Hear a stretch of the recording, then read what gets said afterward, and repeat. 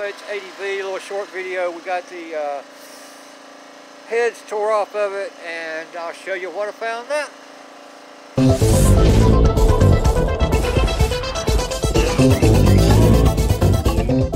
This jungle bob back with this 580v, FH580v Kawasaki.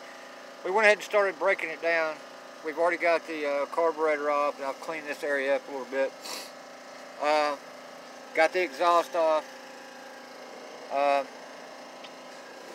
On these, the intake manifold's on top, so it's just 2 bolts on each side, so that makes it relatively easy. It looks like it's just 4 head bolts. 1, 2, well maybe, yeah, 1, 2, 1 in there, 3, and 4. One over here. So we're going to take this head off and see what it looks like. You know, it's not that, I mean, it's a lot of, I had to take some brackets off and stuff in here. Just remember to take pictures so you know how everything goes. But, so we're going to pull this intake off, and I'm going to have to probably unhook the coil wires here. Swing this over and up out of the way. There's that gasket for the intake. We're going to be replacing those anyway. And you can just lay that up out of the way probably for now. And there you go. Look at that. All that crap under there. I don't know how oil's getting way up here unless this breather gasket's leaking. I'm not positive. Anyway, I'm going to pull this head off over on this side first, and we'll take a look at it. This is the head that came off the right side of the motor. If you're standing behind it, I believe that's cylinder number 2. Hold on, I'm getting a phone call. But it can wait. Anyway, you can see that, I don't know if you can see in there. That's the intake side there. Looks like the valve guide's good on that side. It is too on the exhaust side. But if you look right in there, you can see that exhaust valve stem seal is loose. I can turn it upside down and it moves up and down, around and around. So like,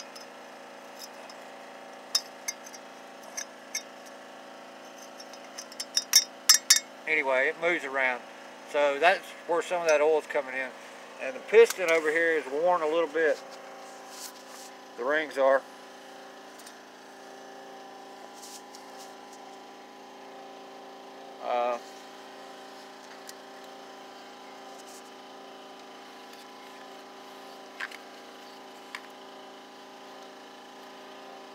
We don't have much top to bottom play, but we got some side to side play. But it's not a whole lot.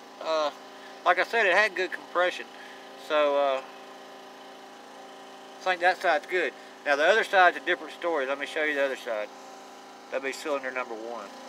Now this is the other side. And you can see in there, that valve guide looks good. But if you turn it over to the exhaust side,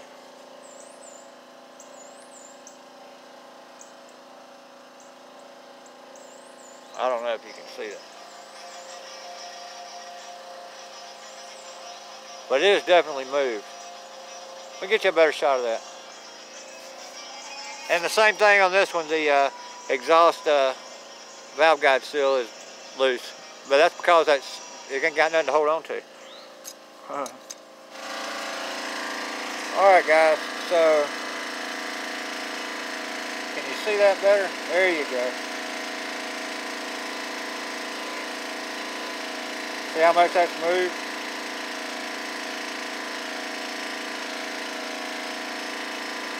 Now, I'm going to pop these, I'm going to take the valve springs off and show you the valve guide seats. So hold on.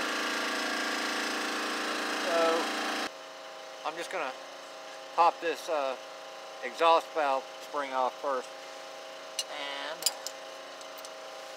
use this to do it with. Let's see here. Tighten that up some.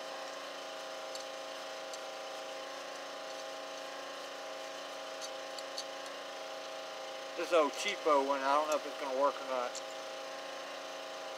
It should. If not, we'll do it the old-fashioned way. We'll put a socket under it and put it on the table.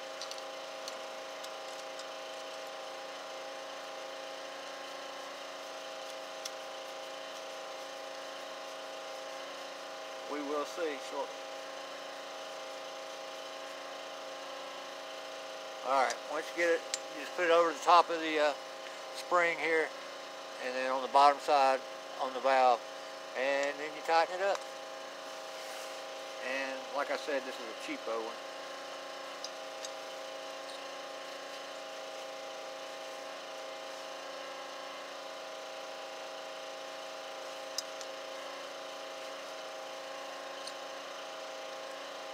That angle may be too much for it.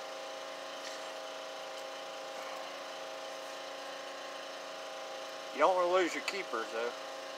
Alright.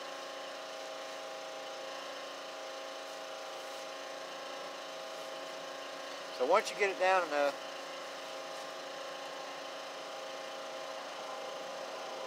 I like to take my little magnet here and get in here and get these little keepers out. Not quite down enough yet. You don't want to lose those keepers unless you got some extra ones.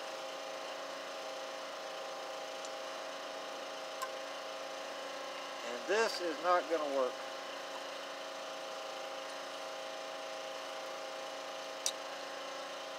Because of this exhaust stud here. Unless I can get over this way with it.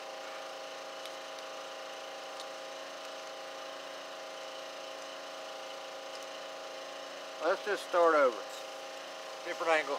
So now we've got this compressed really good, and I'm going to take my magnet, and there's one of them out, and we'll get the other one too, hopefully.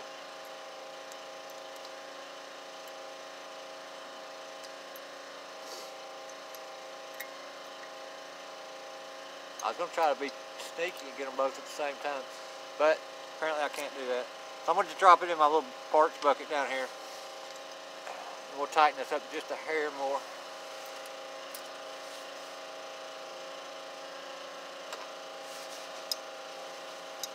Now this other one ought to come out. I'm going to get this damn keeper out of here. There we go. Alright. The reason, now we're going to just take this loose.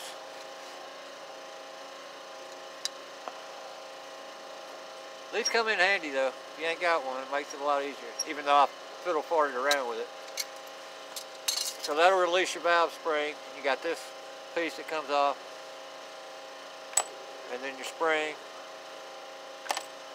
And if you look right here,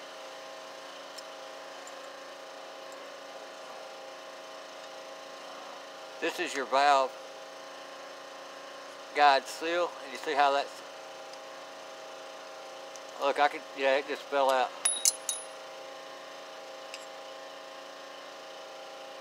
Junk. The valve fell out too. But you can get a better look at this here. You don't see any, you see where that valve guide is moved? It's pushed all the way down. Now I'm going to take the intake side off and show you the difference. So, we've got the one keeper off the intake side. Drop it in the bucket. Unfortunately, my tool fell off.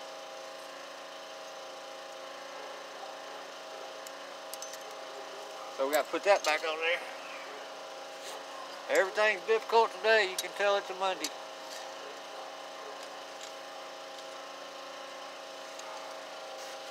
Monday.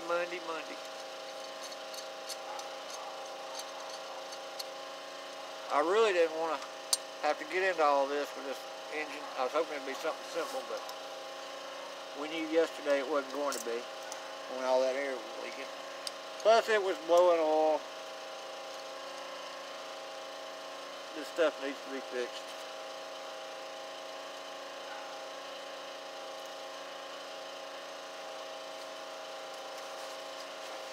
So there we go. We got it back on.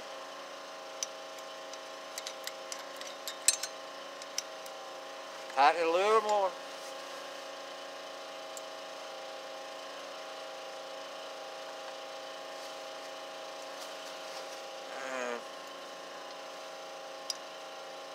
Now these things will shoot across the room, so you gotta be more careful than I am. There's the other one. Alright.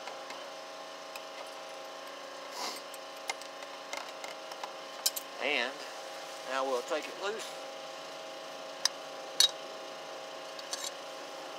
Done with that.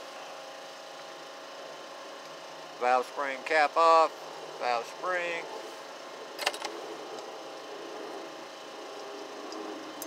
Valve. And now look at the difference.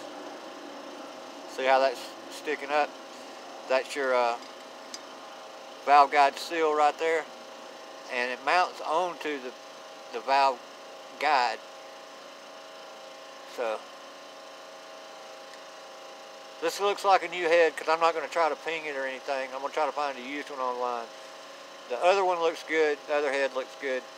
So, but this one we're going to have to try to find a used one online. So that's where we are on that. And